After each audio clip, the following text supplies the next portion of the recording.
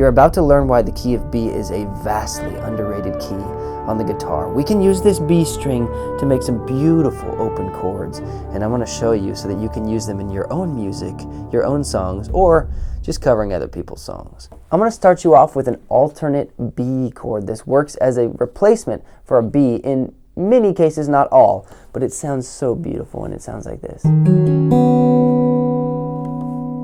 Okay, that's 6th fret, 4th fret, 6th fret, and an open B string. Just picking those 4 strings.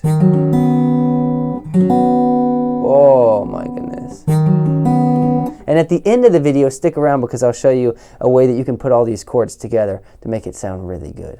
All right, but let's start here. Isn't that so nice? You can play that in place of a B. Right, that's a standard B bar, and it's nice, but this, oh, it's so much more tasty. Okay, from there, let's go to our G sharp minor position. Okay, we're not going to do a standard bar chord, which in the key of B, most people only know this, right? Or some other bar position. But the way we're going to play with an open B string is we're going to have to use our thumb, okay? So if your guitar is too thick or your thumbs are too... My hands are small, but I got a guitar with a somewhat thin neck, and also I've worked at these chords over the years, but you might have to work at this one. But from that B, look how simple this is. So that's a B with that added 9th in there. We're going to bring our thumb over the top here, and we're going to play. Notice I'm not really playing the A string anymore, and I'm just playing those 3. So the thumb is here on the 4th fret E string, and then you've got the D, G, and B strings in it.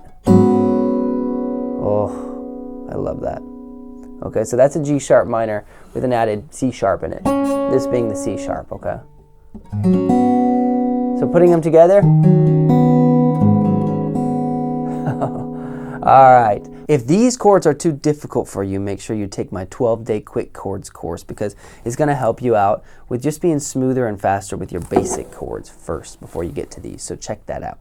From here, watch what we can do. We can slide down to an F sharp minor, but instead of playing it as a bar like most people would, we can bring our thumb back over the top and just play. Notice I want my open B string because that's what the open string chords are. I love open string chords, especially on the acoustic. So we'll play it. You can play it as a full bar, but just opening that B string, or you can just pick from those. You can just pick those 3. You can add E. You don't have to play that E string. You could just play it like this. Right? You could even take that one and play it like this. You don't have to. You don't have to use the thumb. The only reason I use the thumb is so that I can get that a high F sharp up there with the open B string in there. And then instead of going to a normal E, why don't we just stay here and play? It doesn't work every time. Okay, you got to be careful with that one because that's really an F sharp over an E. But instead of going to the E sometimes, especially when you're finger picking, you can play something like.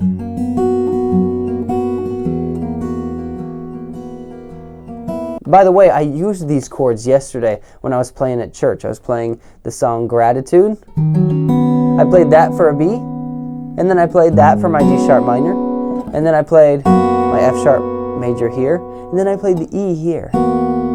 Okay, it works especially good when it's just me playing. When the whole band comes in, it might be a little too much color to do it the whole time, a little too much of flavorful chords. So you want to be careful how often you use, especially that last one.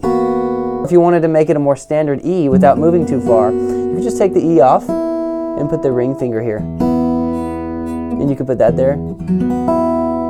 Alright? You can play here. There's lots of ways to do an open E here. Okay?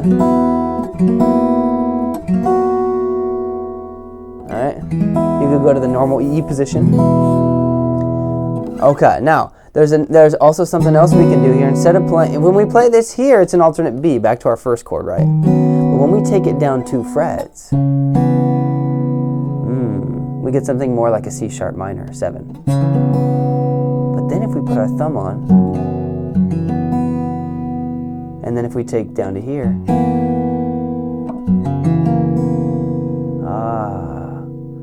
we have some things going on. Notice, in all these chords, I'm using an open B string. So if you need to pause the video, rewind and all that, that's totally fine. But I'm just showing you different ways that you can use that open B to sound really tasty. So again, we've got our alternate B. We've got a G sharp minor with an added C sharp. Okay. We've got an F sharp, which we can play like this or like this.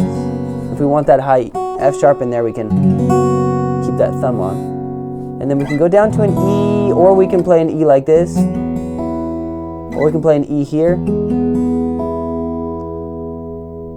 The reason all these sound so warm and rich is because of that open B string.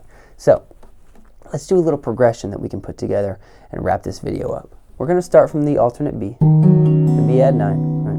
And then we'll go G sharp. We'll slide down to the C sharp minor 7, same shape as the B, but down 2 frets. And then we'll put our thumb on and we'll take the pinky off. Let's put all that together.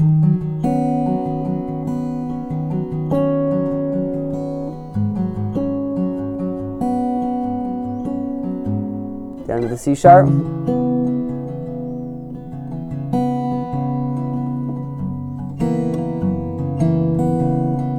Let's add something to it. Let's go up here to this F sharp major. Down to the E. Still using that open B.